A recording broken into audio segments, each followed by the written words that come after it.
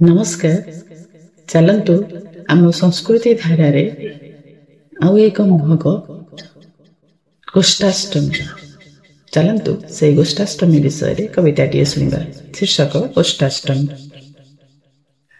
पुण्य कार्तिकर शुक्ल पक्ष मध्य अष्टमी तिथि आगम गोष्ठाष्टमी नामे पालित हुई ए आम संस्कृति धाम। आम शास्त्र आम जीवन तत्पर मनमयमय आधार। प्रतिटी जुगर कथारे कथारे जीवनर सात सुर। द्वापर जुगरे गोपी जनप्रिय प्रेम ज्ञानदाता कृष्ण। अधर्म विनाशे कले लीला खेला यशोदांकु कले तुष्ट। गौरव गंजन गोपाल नंदन गोपीजन प्राण धन। इंद्र गर्भ खर्व करिथिले बोली कुहे आम शास्त्र ज्ञान। गोवर्धन पूजा इंद्र हेले क्रुध कर्षण मरणांतक। गोगोष्ठ रक्षक गोपालंक प्रिय हेले गोपर रक्षक। गोपालंक प्रिय से नट नागर इंद्र गर्भ खर्व कले।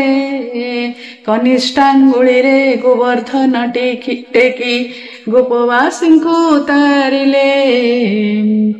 गोष्ठ संगते अपूर्व भाव जे गर्भ गंजन श्री हरि।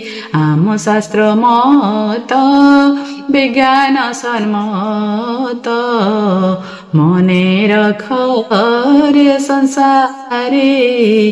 से दिन हेउछि गोपूजन पुणी गोष्ठाष्टमी नाम होई।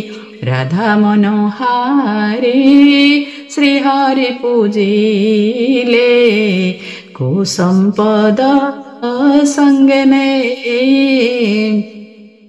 गोसेवा विधि को प्रभु सिखाइले श्रेष्ठता देले गो माते।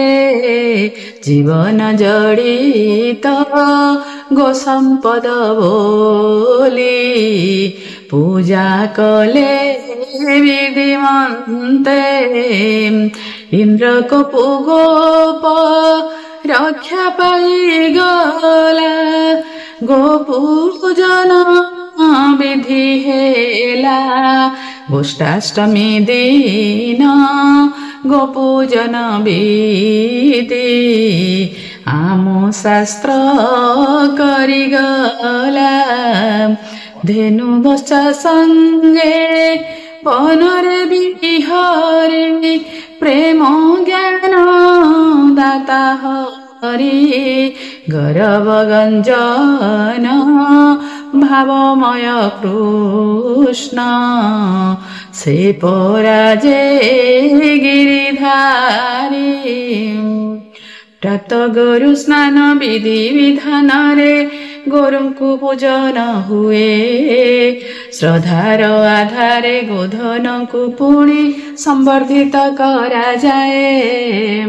गोसेवार वार्ता गर्भ नुहेता ए पर्वर मूल कथा। धन्य आम शास्त्र संस्कृतिर कथा अपूर्व पवित्र गाथा। एही दिन परा गोसेवा देश कृष्ण बलरामे मिले।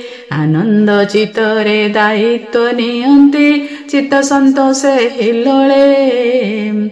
से दिन स्मरण गोधन रे मन गोष्ठाष्टमी करुथाए। गोसेवा अटई अति पुण्य कर्म गिरिधारी कहिदेले। से दिन स्मरण गोधन रे मान गोष्ठाष्टमी करुथाए। गोसेवा अटई अति पुण्य कर्म गिरिधारी कहिगले। नमस्कार।